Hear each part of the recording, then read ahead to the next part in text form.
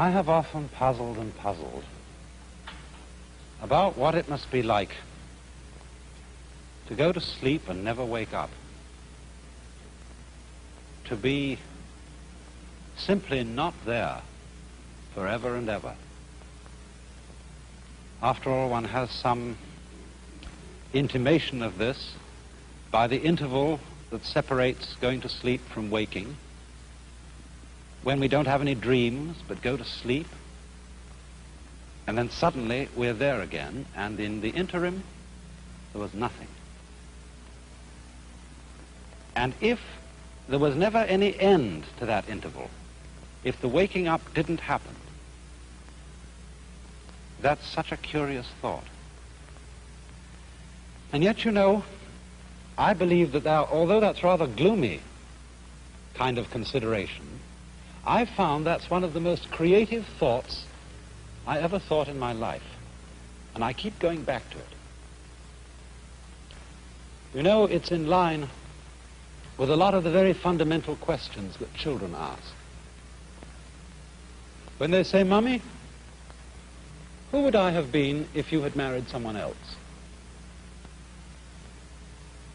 These are the kind of questions that make us puzzle profoundly about our existence.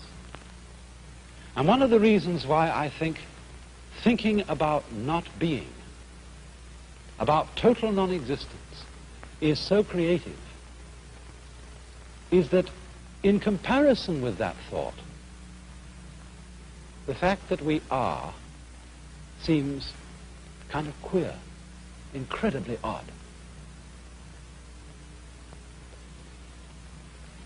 But you know, in the Western world, I suppose we have two dominant ideas about what happens to us when we die.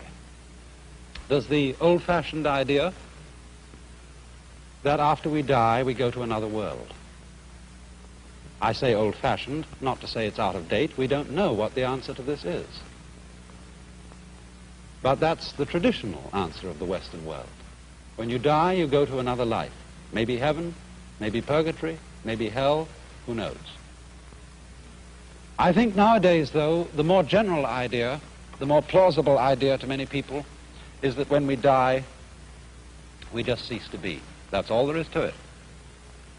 But we're inclined, I think, to have in our minds a picture of this, which indeed is depressing, of being shut up in the dark for always and always and always, to be kind of buried alive in a blackness, where we are blind, deaf, and dumb, but somehow still conscious. But in the Eastern world, there are different ideas of this.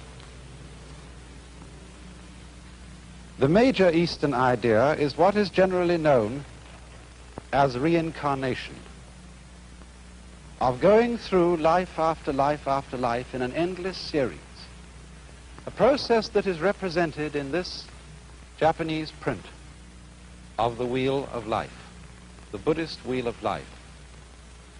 This painting was lent to me by Mr. and Mrs. Imamura of Berkeley in California. He used to be the priest of the Berkeley Buddhist Church. And it shows the wheel of stages of existence through which beings pass, clutched by the great demon of impermanence. This is rather an unusual representation of the Wheel of Life. Perhaps some of you have seen these before. They usually have 6 divisions in the central part of the wheel here, and this one happens to have 5, and it's the Chinese-Japanese version of the Buddhist Wheel of Life, whereas I think prints in books, I know there was one some years ago in Life magazine, usually show the Tibetan version. But what we have here, and I think what I'll do, is I'll explain, to begin with, the popular interpretation of it, and then go on to see what more philosophical Buddhists think of it in a deeper way. These then are the 5 or sometimes 6 realms of existence through which, as I said, beings pass through their various lives. We could start here, for example. This is the human world. And then next to this is the world of the devas, D-E-V-A, which we would translate into English as angel. Then this is the world of the animals. This is the world that is sometimes called the hells, only that's not quite a correct term for it. It should be called the world of the purgatories, because in this scheme of the universe, there is no everlasting state. There is no everlasting heaven and there is no everlasting hell. The demon of impermanence clutches the whole thing, and they all terminate. Next to the hells, there is the realm of what are called pretas, P-R-E-T-A. They are frustrated spirits, sometimes shown with very large stomachs and very tiny mouths, enormous appetite, but very small means of satisfying it. And the idea is, you see, that in the course of his development, the individual goes through life after life. If he does well, he ascends towards the heavens. If he does ill, he descends to the hells. Or he may fall from the human state to the animal state, or fall from the human state to the state of the ghosts. But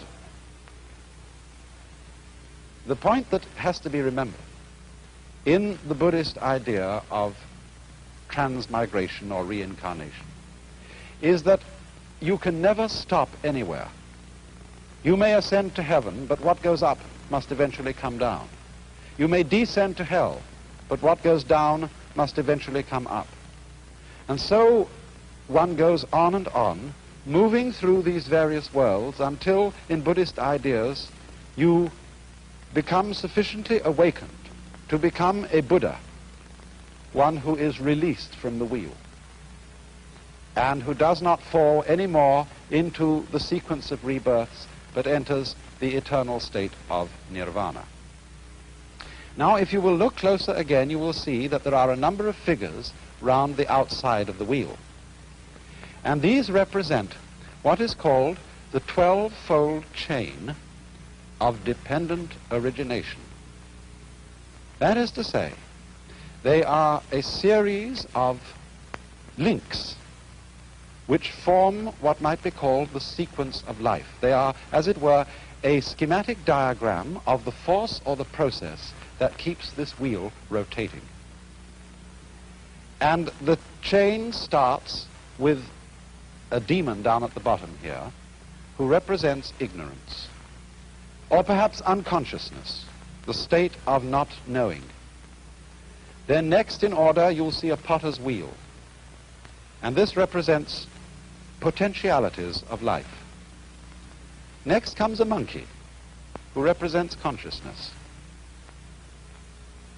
A man in a boat.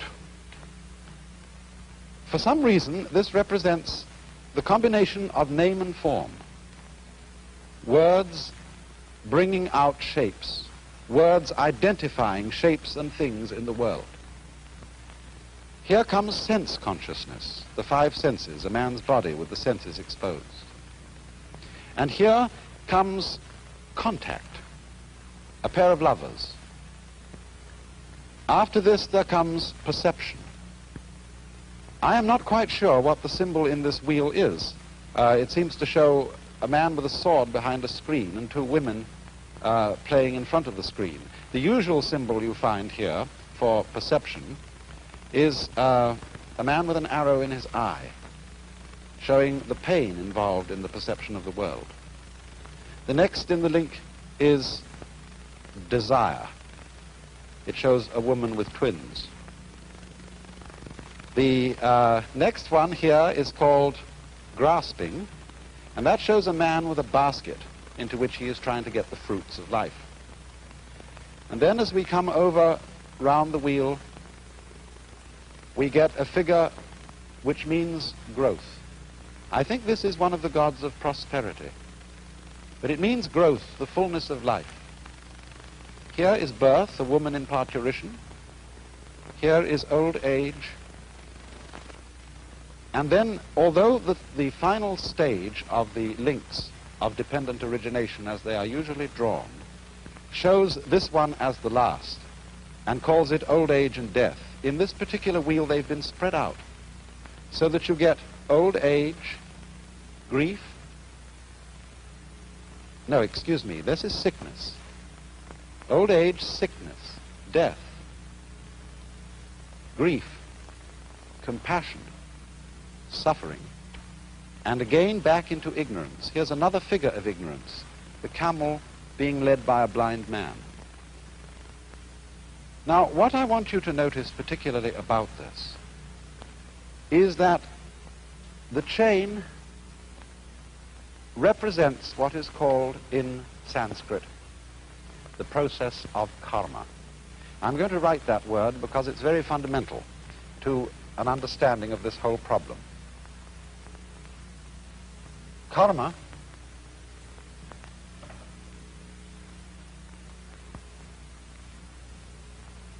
is sometimes understood, and maybe your ordinary dictionaries give it to you, as the law of cause and effect, but actually it comes from the root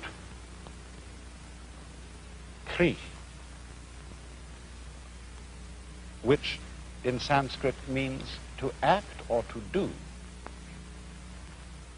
And the basic idea of karma is that it is action which always involves the necessity for other action. As the Buddha once expressed it, this arises, that becomes. Now, this isn't quite the same thing as cause and effect. It is rather the idea of linkage. For example, when I pick up this brush, I lift it by one end, and the other end comes up. Now, we could say this is cause and effect, although this would be a rather cumbersome way of thinking about it. I could say, for example, that the coming up of the brush at this end is the effect of the cause, my lifting it at this end. But we don't ordinarily think so complicatedly about it. We think in a simpler fashion, namely, that to pick up this end is also to lift up that end because it's all one. So in the same way, Buddhists and Hindus who follow the idea of karma believe that life and death involve each other in the same way that the two ends of the brush, lifting up one involves lifting up the other. So in this way, living involves dying. We wouldn't say that the cause of death is birth, but birth and death go together and they are inseparable. And so if we will look again for a moment at the wheel, we can see that there are these important phases of it altogether. Here it ends with the sequence of pictures representing death and suffering and its attendant grief, ending in the blind man leading the camel and the demon, which together represent ignorance or unconsciousness. But once again here we have the potentiality of life and then the monkey representing consciousness. All these things are looked upon as linked and therefore inseparable. And thus you see, we don't look upon ignorance as the first step or the first link in the chain from a chronological point of view. We only start numbering the steps of the chain here because one has to begin somewhere when one's talking. And so the basic idea of this link is interrelatedness, interlockedness, so that death and life, as I said, imply each other. So that you might, speaking from the standpoint of Indian philosophy, of Hinduism, of Buddhism, you might pick an argument with Hamlet and say, to be or not to be is not the question. These are not alternatives. They are things that go together just like up and down, back and front, solid and space. Now there's another aspect to karma which needs to be considered here, and that is that karma also involves the idea of the continuity of pattern. You know, strictly speaking, Buddhists don't believe that there is any soul entity which passes from one life to another. There is no sort of fixed I or fixed ego which once was an animal and then became a man and then became an angel and then eventually became a Buddha or something like that. The idea of karma as the linking factor between the various lives is what we might call continuity of pattern. For example, consider an army regiment. A certain regiment goes on year after year after year. Old European regiments, for example, have existed for hundreds of years. And yet the personnel of those regiments and even the barracks in which they are stationed are entirely changed. In the same way, a university. Harvard University has existed for a long time. Oxford for a lot longer. And yet there is not a single member of the faculty, not a single student who was there when it first began. And yet, you see, the university goes on. Because what goes on is a pattern, a form of life. In the same way, the individual body of man, every 7 years, I think, all the molecules composing our physical structure are entirely changed. And yet, something identifiable as the pattern which we associate with Mr. or Mrs. So-and-so is still there. Another fascinating illustration of continuity of pattern in this sense is wave motion. It's perhaps easiest to illustrate with something like a barber's pole. When you twirl it. Now, as you twirl it, there's an illusion of something moving upwards from the bottom to the top of the pole. It seems that the strips go along. Now, actually, they don't go along. They just go round. And in the same way, also, when waves move across water, there's no water moving across. There is the wave pattern moving across. The water is just going up and down, as you can tell when you see, say, a dead leaf floating on the water's surface, and it isn't moved along by the waves. So this idea of continuity of pattern is the solution which Indian philosophy offers on the matter of the problem of death. The individual, as it were, entity is constantly changing. He does not go on, but the pattern or the karma, the pattern of action, goes on. And it's all embraced by that figure you saw of the great demon of impermanence. Could we look at that demon once again? I want to say something more about him. From our Western ideas, this fellow looks pretty evil. And we might associate him with the devil in the Hebrew or Christian sense of a principle of evil. In Buddhism, demons are not evil. They are really beneficent. They have a frightening aspect, but underneath this, there is a deeper meaning. This demon represents change or impermanence. But the deep insight underlying this is that change is a liberating factor. Death is a liberating factor. Did it not exist, life would not exist either. And therefore the wise man is not afraid of the demon. He goes, as it were, straight forward to him to embrace him. And at that moment, the demon is transformed.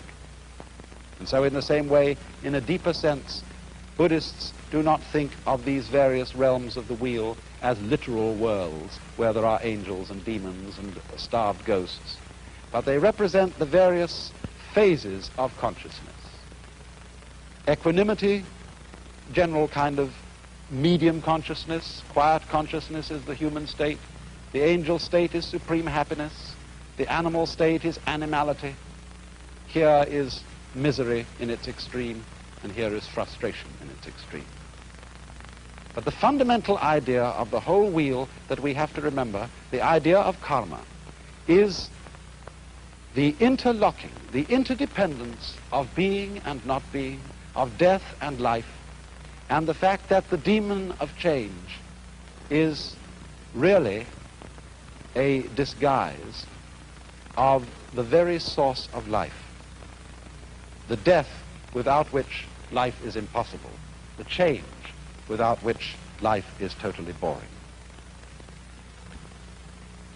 Now, of course, when any idea like that is explained, the first thing that we ask is it true? Is there a process of rebirth? Do our patterns go on and have influence to an illimitable future? But you know, as this idea is held by deeply thoughtful Hindus and Buddhists, it isn't a belief in something which we can't prove. It's really quite a self-evident notion. Think of it in this way. Supposing I make two statements. Statement one: after I die, I shall be reborn again as a baby, but I shall forget my former life. Statement two: after I die, a baby will be born. Now, I believe that those two statements are saying exactly the same thing. And we know that the second one is true. Babies are always being born. Conscious beings of all kinds are constantly coming into existence after others die. But why would I think that the two statements are really the same statement? Because after all, if you die and your memory comes to an end, and you forget who you were, being reborn again is exactly the equivalent of somebody else being born, because we have no consciousness of our continuity unless we have memory. If the memory goes, then we might just as well be somebody else. But it seems to me that the fascinating thing about this is that although a particular set of memories vanishes, death is not the end of consciousness. In other words, we are deluded by a kind of fantasy if we think of death as endless darkness. Endless nothingness is not only inconceivable, but it's logically absolutely meaningless, because we aren't able to have any idea, much less sensation of nothing, unless it can be compared with a sensation of something. These two things go together. And therefore, I think what is meant is that the vacuum created by the disappearance of a being, by the disappearance of his memory system, is simply filled by another being who is I, just as you feel you're I. The funny thing, though, about being I, about feeling that one is sort of a center of the universe, is that you can only experience this I sensation in the singular. You can't experience being two or three I's all at the same time. Now then, it seems to me that this idea has three very important consequences. One is that the disappearance of our memory in death is not really something to be regretted.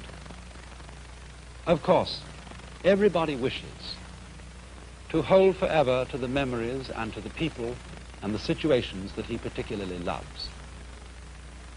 But surely, if we think this through, is that what we actually want?